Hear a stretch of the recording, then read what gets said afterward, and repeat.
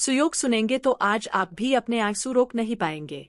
असल बात तो यह है कि इस महापुरुष का शरीर एक हिस्से में ठीक तरह काम नहीं करता था।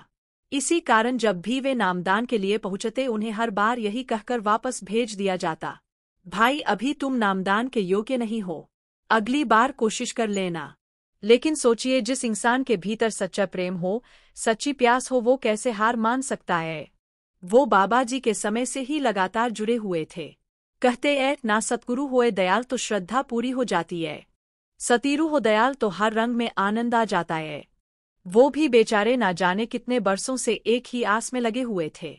लगातार दरबार में आते रहे, हाथ जोड़कर गुहार लगाते रहे और हर बार लौटते हुए भी उम्मीद पकड़े रहे। हजूर जी की कृपा में देर हो सकती है पर अंधेर नहीं। जिस दिन उनकी दृष्टि पड़ी उस दिन उनके जीवन का सबसे बड़ा सुख पूरा हो गया। एक बार नहीं, 2 बार नहीं, 8 बार भी नहीं, बल्कि 10 बार भी कोशिश करने के बाद उसे नामदान नहीं मिला। और इस बार जब वह 12वीं बार नामदान की लाइन में खड़ा था, उसका दिल फिर भी उम्मीद में धड़क रहा हो। नामदान वाले स्थान पर महापुरुषों ने उसे देखा। आप जानते हैं वहाँ स्टाफ होता है, मतलब सेवादार भाई भी होते हैं और सेवादारियाँ भी। उनका काम साफ है, उन्हें वही करना होता है जो उन्हें आदेश मिलता है। कई बार हम जैसे लोग तुरंत उंगली उठा देते हैं, जी गलती सेवादारों की है, यह लोग ऐसा क्यों करते हैं। लेकिन सच यह है कि उनकी अपनी कोई मर्जी ही नहीं होती। वे तो बस आदेश के मुताबिक अपनी ड्यूटी निभा रहे होते हैं। वे तो सेवादार ऐश बस अपना काम करते हैं। बाबा जी अक्सर एक बात समझाते हैं, अगर सैनिक कोई कदम उठाता है तो उसकी जिम्मेदारी असल में उसके अफसर की होती है, ब्रिगेडियर की होती है। जीत का श्रेय भी ऊपर वाले को मिलता है और हार की जवाबदेही भी उसी पर आती है। नीचे वाला सिपाही तो बस आदेश निभाता है। राजा की सेना जब युद्ध करती है तो इतिहास में यही लिखा जाता है, राजा जीत गया या राजा हार गया, सिपाहियों का नाम कोई नहीं जानता। ठीक उसी तरह सेवादार भी बस आदेशों पर चलते हैं। महाराज जी कहते थे, हम सेवादार तो कठपुतलियां नैच। एक कठपुतली कहे कि मैं तो खुद नाच रहा हूं और दूसरी कहे कि मैं अपनी मर्जी से घूम रहा हूं। यह समझ ही गलत है। असल में डोर किसी और के हाथ में होती है और हम सब बस उसी की रजा में चल रहे होते हैं। एक कठपुतली कहे मैं नाच रहा हूं और दूसरी कहे मुझे मोला नचा रहा है। असल में हम सब उसी के इशारे पर चल रहे होते हैं। जो सेवादार वहां ड्यूटी कर रहे होते हैं, वे भी तो हिदायतों के मुताबिक ही सेवा निभाते हैं। उनका कोई कसूर नहीं होता। लेकिन हमारा नजरिया छोटा होने की वजह से हम तुरंत उंगली उठा देते हैं, जैसे सारी गलती उन्हीं की हो। इसी तरह उस वीर ने भी मालिक के प्रेम में एक बार नहीं, 10 बार नहीं, बल्कि 12वीं बार तक कोशिश जारी रखी। और जब वह 12वीं दफा नामदान लेने आया तब उसकी पूरी बात वहां के बड़े अफसरों ने नोट की। नामदान के इंचार्ज भाइयों ने यह मामला हुजूर जी तक पहुंचाने का फैसला किया। हुजूर जी को फोन करके पूरी स्थिति बताई। हुजूर जी एक प्रेमी है, फला जगह से आता है, 12वीं बार आ चुका है, उसके शरीर में एक विशेष दिक्कत है, यह उसका नाम है, यह उसकी डिटेल है। अब कृपा करके बताइए कि इसे नामदान के लिए अनुमति देनी है या फिर रोक देना है। पहले तो मास्टर जी ही ऐसे मामलों में फैसला कर देते थे। अगर मास्टर जी हाँ कह देते तो उसकी पर्ची बन जाती। लेकिन अगर मास्टर जी देखते कि उसके कर्मों में अभी नाम नहीं लिखा तो वे बड़ी सहजता से कोई बहाना बनाकर उसे अगली बार के लिए भेज देते थे। कभी कहते अभी समय ठीक नहीं है, कभी कोई और कारण देकर उसे आगे बढ़ा देते थे और यही उसकी किस्मत बन जाती थी। लेकिन अब मास्टर जी नहीं रहे, इसलिए मामला सीधा हुजूर जी तक पहुंचाया गया। जब पूरी बात हुजूर जी के सामने रखी गई तो हुजूर जी ने बड़े प्यार से कहा, कोई बात नहीं, इसे नामदान दे दो। देखिए, महात्मा की तीसरी आंख खुली होती है, वह मालिक की शक्ति के साथ जुड़े होते हैं। उन्हें साफ दिखाई देता है कि किस जीव ने किस जन्म में कौन सा कर्म किया है। हर छोटी बड़ी डिटेल उनके आगे खुली रहती है। इसीलिए नामदान देना है या रोकना है, यह फैसला वही अपने विवेक से करते हैं। लेकिन इस बार उसी प्रेमी को जिसने 12वीं बार प्रयास किया, हुजूर जी ने हाँ कह दी और कई जन्मों की प्यास लेकर आया हुआ वह प्रेमी आखिर इस बार नामदान पा गया। उस भीड़ को मेरी तरफ से ढेरों बधाइयां जिसे सतगुरु ने नाम दे दिया। समझ लो कि मालिक की अपार मेहर उस पर बरस गई। बाबा जी के समय में वह नामदान क्यों नहीं पा सका? इसकी वजह यही थी कि वह आत्मा दरअसल महाराज जी के हिस्से की थी। बाबा जी दे भी देते, पर जिसकी डगर ही महाराज जी से जुड़ी थी उसे वहीं से वचन मिलना था। और जब महाराज जी वापस पधारे उन्होंने अपनी उस रुकी हुई आत्मा को देखा और उसे नामदान दे दिया। कहावत है, जिसे एक बार नामदान की लाइन से वापस भेज दिया जाए, समझ लो कि मालिक उसके एक पूरे जन्म के कर्म काट रहा होता है, और जब कर्म कट जाए तो नाम भी उसी की मर्जी से मिलता है, उसी समय पर मिलता है। जरा सोचिए, अगर उस भीड़ को 12 बार लाइन से वापस भेजा गया तो इसका मतलब यह हुआ कि मालिक ने उसके 12 जन्मों के भारी कर्म अपनी दया से मिटा दिए, और यह सब केवल इसलिए कि जब समय पूरा होगा तो उसे नामदान मिल सके। बाबा जी अक्सर एक मिसाल देते हैं, दरवाजा खटखटाते रहो, खटखटाते रहो, एक दिन तो मालिक वह दरवाजा खोल ही देगा। यह मिसाल भले अंदर शब्द के दर्शन के लिए दी जाती है, लेकिन बात केवल अंदर तक सीमित नहीं है, यह नियम बाहर भी लागू होता है। जैसे शब्द के लिए खटखटाना पड़ता है, वैसे ही नामदान के लिए भी प्रबल प्रयास और बार बार कोशिश करनी पड़ती है। जब बाहर से नाम का भेद मिलता है, तभी तो अंदर जाने की योग्यता बनती है। वह भीड़ भी यही करता रहा, खटखटाता रहा, उम्मीद लगाए रहा, और अंत में मालिक की मेहर ने उसकी पुकार सुन ली। इसीलिए वाणी में लिखा है, सतगुरु अपने सुनी फरियाद कारज आया सलारास। जब सतगुरु किसी की फरियाद सुन लेते हैं, तब असंभव भी संभव होने लगता है, उल्टे चलते काम भी अचानक सीध में आ जाते हैं। पंजाब में एक कहावत है, लल्लू करे ललिया ते रब सिद्धियां पावे। यानी जो आदमी सादा दिल होता है, भोला होता है, वह बार बार गलतियां भी करता है, कभी किसी काम में उलझ जाता है, कभी किसी को नाराज कर देता है, पर मालिक क्या करता है?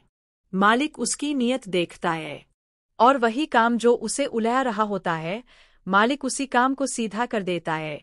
बस यही करुणा उस भीड़ के साथ भी हुई, जिसे दुनिया ने 12 बार रोक दिया, उसे मालिक ने अपने हाथों से आगे बढ़ा दिया।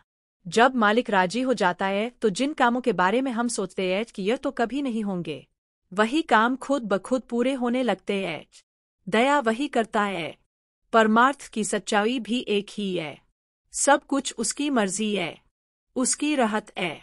अगर वह दया ही ना करना चाहे तो भला कौन सा काम पूरा हो सकता है? मुझे याद है, मोहाली में एक बुजुर्ग ने पूरी संगत के सामने हजूर जी से सवाल किया था। वह बोले, हुजूर जी, मेरा दिमाग का ऑपरेशन चल रहा है। अब यह बात फिर कर्मों की आ जाती है, क्योंकि कर्मों के आगे किसी की चलती ही कहाँ है।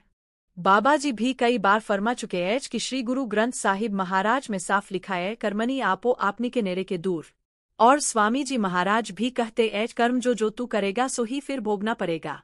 मैं भी अक्सर सोचता रहा हूँ, जब कर्मों का समय आता है तो किसी की भी ताकत नहीं चलती।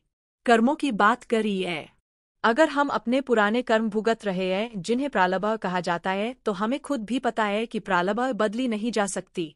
तुलसीदास जी भी फरमाते हैं, पहले बने प्रारब्ध पाछे बना शरीर। यह बात बड़ी अद्भुत है, लेकिन हमारा मन इसे मानना ही नहीं चाहता। सब कुछ पहले से लिखा हुआ है, जो होना है वही होकर रहेगा। लेकिन मन फिर भी सवाल करता है, मेरे साथ ही क्यों? मुझे ही इतना दर्द क्यों मिल रहा है? हम अक्सर वही पुराना सवाल दोहराते रहते हैं, सुख कम और दुख इतने क्यों? जबकि सच्चाई यही है कि जो लिखा जा चुका है उसकी पूर्णता जरूर होती है। उस बुजुर्ग ने पूरे दिल से सच्चे मन से संगत के सामने खड़े होकर सतगुरु के चरणों में फरियाद की थी। वो कह रहे थे, हे मेरे सच्चे बादशाह, हे मेरे सतगुरु, हे मेरे दाताजी, मेरा दिमाग का ऑपरेशन हुआ है, मेरी आंखों में भी कमजोरी आ गई है, अब मुझे साफ दिखाई नहीं देता। वो रोते हुए बोले, जब भी मैं नामदान लेने जाता हूँ, हर बार मुझे यही कहा जाता है कि मैं अभी योग्य नहीं हूँ, अगली बार दोबारा आना। मैं भी उस समय सारा माहौल देख रहा हूँ, और सच कहूँ उस बुजुर्ग की सच्चाई ने मेरा दिल हिला दिया। लेकिन देखिए हुजूर कितने दयालु है, उन्होंने एक पल भी नहीं लिया, ना यह कहा कि हम सोचेंगे, ना यह कहा कि बाद में बताएंगे। हुजूर जी ने तुरंत फरमाया, आप एक बार फिर कोशिश करिए। जो शायद सुनने में भी थोड़ी दिक्कत रखते थे, इसीलिए उन्हें ठीक से समझ नहीं आया। हुजूर जी ने फिर नरमी से कहा, मैं कह रहा हूँ एक बार फिर कोशिश करिए। लेकिन जब उन्हें फिर भी बात साफ ना समझ आई, हुजूर जी ने तीसरी बार बहुत प्यार से कहा, दोबारा ट्राई करिए। यह 3 बार कहना कोई साधारण बात नहीं थी, यह दया का एक सुंदर बहाना था। और फिर हुजूर जी ने वही खड़े खड़े फरमाया, मैं सेक्रेटरी साहिबान को कह दूंगा, वो आपका नाम लिख लेंगे। मतलब पर्ची मिल गई। नामदान का रास्ता खुल गया और देखिए कर्मों का रंग। इस बार वही बुजुर्ग स्वयं डेरा पहुंचे थे और इस बार उन्हें नामदान भी मिल गया। सच में उसके कर्म भी इस बार जाग उठे थे।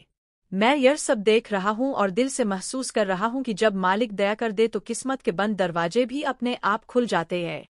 वे महापुरुष जब नामदान लेने आए तो मालिक की दया का रंग ही कुछ और था। उन्हें मोहाली सेंटर से विशेष तौर पर यहाँ लाया गया। सेक्रेटरी साहिबान ने खुद उनकी पर्ची बनवाई और सेवादारों को भेजकर सारा इंतजाम करवाया। उनकी पर्ची तैयार हुई और आखिरकार उन्हें नामदान मिल गया। यह सब कुछ हुजूर जी की नज़र और उनकी देखरेख में ही हुआ था और उस रूह को भी वही अमूल्य कृपा प्राप्त हो चुकी थी। ऐसे ही पहले भी कई बार बाबा जी किसी तड़पती हुई आत्मा पर दया कर देते थे। जब कोई रूह सच में रो रही होती थी और उसकी पुकार में दर्द होता था तो बाबा जी से भी वह हालत देखी नहीं जाती थी। सच कहूं तो जितने हम सबको नामदान मिलाए, हम में से शायद 1% लोग ही वास्तविक अर्थों में उसके योग्य थे। बाकी हम तो किसी लायक नहीं थे। बस मालिक ने अपनी मेहर कर दी और हमें भी नाम का खजाना दे दिया। पहले जब कबीर साहिब का समय था तब कम से कम 6 साल 12 साल तक परीक्षाएं ली जाती थी और आज भी परीक्षा खत्म नहीं हुई है। हाँ, रूप बदल गया है, लेकिन कसौटी अभी भी वही है।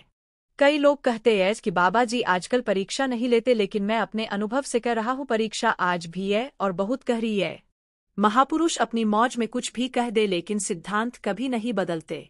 भाई मंजे से जब पांचव बादशाह ने कहा था कि आगे कलयुग आएगा और इस युग में किसी से इतनी कड़ी परीक्षाएं मत लेना, तो उसके बाद एक ही परिवर्तन आया। नाम आजकल पहले मिल जाता है, लेकिन मन और कर्म की परीक्षा उसके बाद शुरू होती है।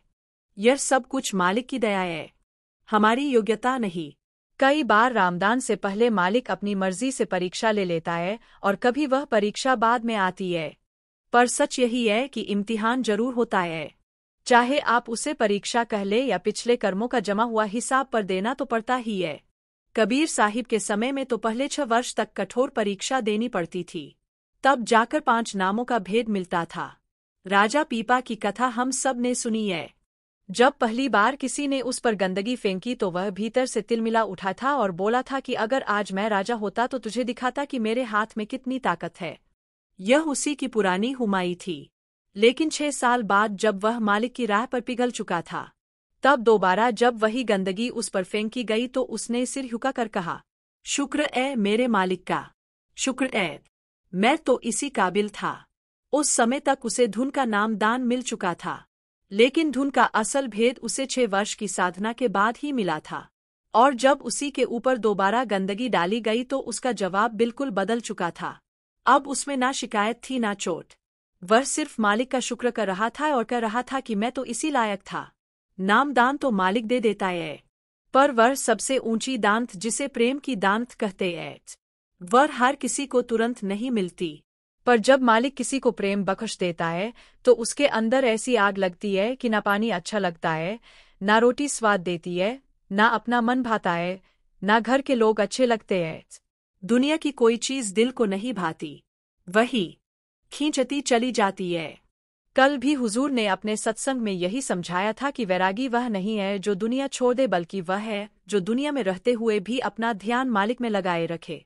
जो इंसान संसार का काम करते हुए मालिक की भक्ति में जुड़ा रहता है, वही सच्चा वैरागी कहलाता है। 2 आत्माएं ऐसी थी जिनकी पुकार इतनी ऊंची थी कि वे लगातार तरसते रहे, पर अंत में उन्हें भी नामदान मिल ही गया। नाम पाना बड़ी किसकी निशानी है, लेकिन नाम की कमाई करना उससे भी ऊंची किस्मत का सूचक है।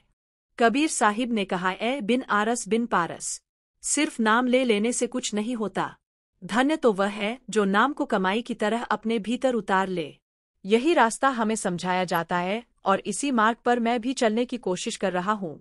संगत बयास की ही संगत के साथ मालिक की रहमत पर भरोसा रखते हुए कबीर साहिब कहते हैं, अगर सिर्फ धन धन बोल देने से कोई धनी बन सकता तो दुनिया में एक भी गरीब ना बचता। अगर नाम जपने भर से काम बन जाता तो हर इंसान दिन भर धन धन बोलकर ही अमीर हो जाता। लेकिन बाबा जी समझाते हैं कि नाम ना तो किसी के कह देने से मिलता है, ना किसी के देने से। नाम तो हमारे भीतर ही छिपा हुआ है, इस देह के अंदर एक अनमोल खजाने की तरह। सवाल यह है कि उस रास्ते का पता कैसे चले। इसका जवाब है, गुरु के चरणों में सिर झुकाए बिना वह राह खुल ही नहीं सकती। जब हम सचमुच गुरु के शिष्य बनकर उनके बताए मार्ग पर चलते हुए उनके कहे को मानने लगते हैं, जब हम अपने भीतर से अहंकार हटाकर उनकी शरण में रहने लगते हैं, तभी वे हमें उस भीतर छिपे भेद से परिचित कराते हैं। जब कोई सच्चे अर्थों में गुरु की अधीनता स्वीकार कर लेता है, तभी उस पर अपार कृपा बरसती है। सिर्फ नाम डप लेने से कुछ नहीं होता। आज के समय में तो नाम सभी को सुनाया जा रहा है, खुले तौर पर बांटा जा रहा है, लेकिन सबसे बड़ा वरदान प्रेम है, और प्रेम वह जल्दी किसी को नहीं देता। हम एक बार ओ लेते हैं, भावुक हो जाते हैं, लेकिन फिर लौटकर वही माया की चीजों में उलझ जाते हैं। कभी कपड़ों के झगड़े में, कभी मोबाइल के पीछे, कभी घर के बिस्तरों पर भी लड़ पड़ते हैं। इन्हीं छोटी छोटी बातों में फंसकर हम ध्यान को बाहर ही खर्च कर देते हैं। फिर कहते हैं कि हमारा ध्यान नहीं। मतलब यह कि मुश्किलें आएंगी, परीक्षाएं आएंगी, और यह सब होता भी है क्योंकि नाम का काम ही हमारे कर्मों का बोझ हल्का करना है। लेकिन हम सोच लेते हैं कि शायद नाम में किसी को पता नहीं चलेगा, किसी को एहसास नहीं होगा कि हम क्या कर रहे हैं, और हम वही दुनियावी चीजें पकड़कर बैठ जाते हैं। पर नाम अपना काम रुक कर नहीं देखता, वह हमारे कर्मों का भार वैसे ही हल्का करता रहता है। अगर मैं भजन सिमरन के साथ चल रहा हूं तो मेरा बोझ हर रोज थोड़ा थोड़ा कम होता जाता है। हुजूर महाराज जी अक्सर कहा करते थे, अगर एक दिन का नागा करो तो समझो 30 दिन पीछे चले जाते हो। और सच कहूं तो अगर हम 30 दिन पीछे ही लौटते रहेंगे तो फिर उसी जगह पर वापस आना कितना मुश्किल हो जाता है। नाम कोई साधारण चीज नहीं, यह बहुत बड़ी शक्ति है। जैसे स्कूल में पूरा साल पढ़ाई होती है, फिर अंत में परीक्षा ली जाती है कि बच्चा अगली कक्षा में जाएगा या नहीं, वैसे ही सतगुरु तो पूरी सृष्टि अपने उस सेवक को सौंपने के लिए तैयार बैठे हैं जो नाम की कमाई में स्थिर रहता है। जब सतगुरु पूरी सृष्टि की चाबी किसी को सौंपने वाले होते हैं तो वह भी यूं ही नहीं दे देते, जैसे हम भी किसी बच्चे के हाथ में घर की चाबी बिना समझदारी देखे नहीं पकड़ा देते। वैसे ही मालिक भी तभी चाबी देते हैं जब हम उस काबिल बन जाते हैं। अगर हम बार बार उसी दरवाजे को प्रेम से खटखटाते रहे तो एक ना एक दिन वह जरूर खुल जाएगा। लेकिन यह रास्ता प्यार का है, और प्यार में शिकायतें भी उगती है, ताने भी सुनने पड़ते हैं, दर्द भी सहना पड़ता है। प्यारे प्रेम से चलोगे तो ठीक, नहीं तो फिर बुलडोजर बांधकर भी खींचूंगा। मतलब यह कि मुश्किलें आएंगी, परीक्षाएं आएंगी, और यह सब होता भी है क्योंकि नाम का काम ही हमारे कर्मों का बोझ हल्का करना है।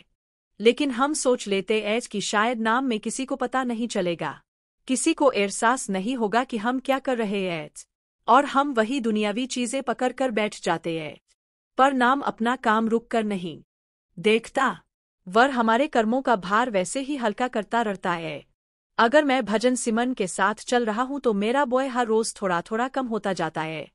हुजूर महाराज जी अक्सर कहा करते थे, अगर एक दिन का नागा करो तो समझो 30 दिन पीछे चले जाते हो। और सच कहूं तो अगर हम 30 दिन पीछे ही लौटते रहेंगे तो फिर उसी जगह पर वापस आना कितना मुश्किल हो जाता है। नाम कोई साधारण चीज नहीं, यह बहुत बड़ी शक्ति है। जैसे स्कूल में पूरा साल पढ़ाई होती है, फिर अंत में परीक्षा ली जाती है कि बच्चा अगली कक्षा में जाएगा या नहीं, वैसे ही सद्गुरु तो पूरी सृष्टि अपने उस सेवक को सौंपने के लिए तैयार बैठे हैं जो नाम की कमाई में स्थिर रहता है।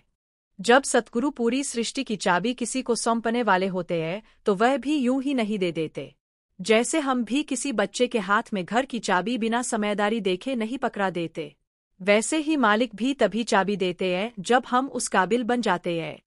अगर हम बार बार उसी दरवाजे को प्रेम से खटखटाते रहे तो एक ना एक दिन वह जरूर खुल जाएगा। लेकिन यह रास्ता प्यार का है, और प्यार में शिकायतें भी उगती है, ताने भी सुनने पड़ते हैं, दर्द भी सहना पड़ता है। हमारा ध्यान हमेशा बाहर की चीजों पर लगा रहता था। जब महापुरुष हमारे बीच से शिकायतें करते हैं कि हमारे ऊपर दया क्यों नहीं होती, लेकिन किस तरह दया होगी अगर हम उसे लेने के लिए तैयार ही नहीं है। अगर वर देना चाहते हैं और हमारा ध्यान दूसरी तरफ है तो कैसे मिल सकता है वह ज्ञान, वह ध्यान, वह धुन जिसे शब्दों में व्यक्त नहीं किया जा सकता? वही असली ज्ञान है। वह अनुभव करने वाला है, बताने वाला नहीं। परमार्थ को शब्दों से समझाया नहीं जा सकता। बाबा जी भी यही कहते हैं कि भाई एक मां अपने बच्चे से कितना प्यार करती है, यह शब्दों में बयान नहीं कर सकती।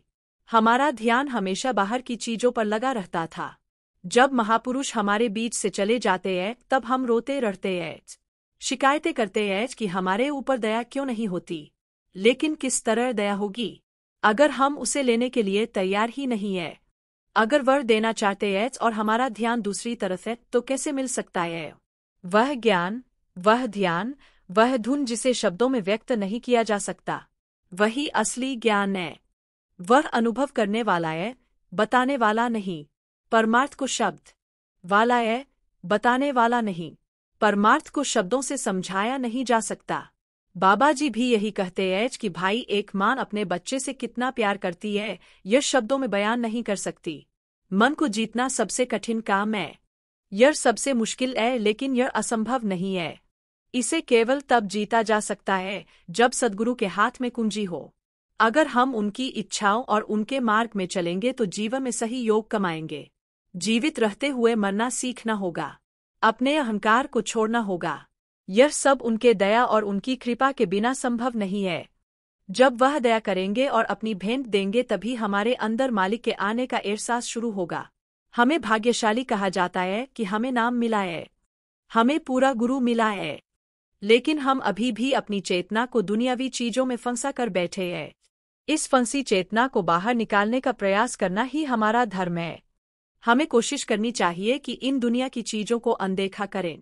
जब यह चीजें सामने हो और हम उन्हें नजरअंदाज करना सीखेंगे तभी हम आगे बढ़ पाएंगे। अगर हर काम में हम दखल देंगे तो हमेशा दखल देने वाले बने रहेंगे। हमें अपने योग्य में रहना है, अपने योग को अपनाना है। हमारे अंदर वही बैठा है, हमें वही योग अपनाना है। जैसा कहा गया है, तू मेरा योग्य है, मैं तेरा योग्य हूँ। हमें उनके चरणों के योगी बनना है, उनके चरणों के योग्य बनना है। तभी हमारी प्रगति में हमेशा कोशिश करनी है कि हम अपने मन को सही मार्ग पर लगाएं। इसी वजह से जब सद्गुरु हमें प्रेरणा देते हैं तो वे बड़ी स्पष्टता और विस्तार से समझाते हैं। वे कभी भी हमारे समझने की कमी नहीं छोड़ते। अब यह हम पर निर्भर करता है कि हम कितनी देर तक उनकी बातों को अपनाते हैं। महाराज जी अपने सत्संगों में हमेशा यही एक बात दोहराते हैं। यह बात किताबों में भी लिखी हुई है। चाहे आप लाखों शब्द पढ़े, लाखों किताबें पढ़े या लाखों सत्संग सुने, बात हमेशा वही है, भजन और सिमरन। अब यह हमारी जिम्मेदारी है कि हम उनके आदेशों का पालन करें। फिर भी अगर कोई दास गलती कर देता है तो उसे साध संगत के सामने हाथ जोड़कर माफी मांगनी चाहिए।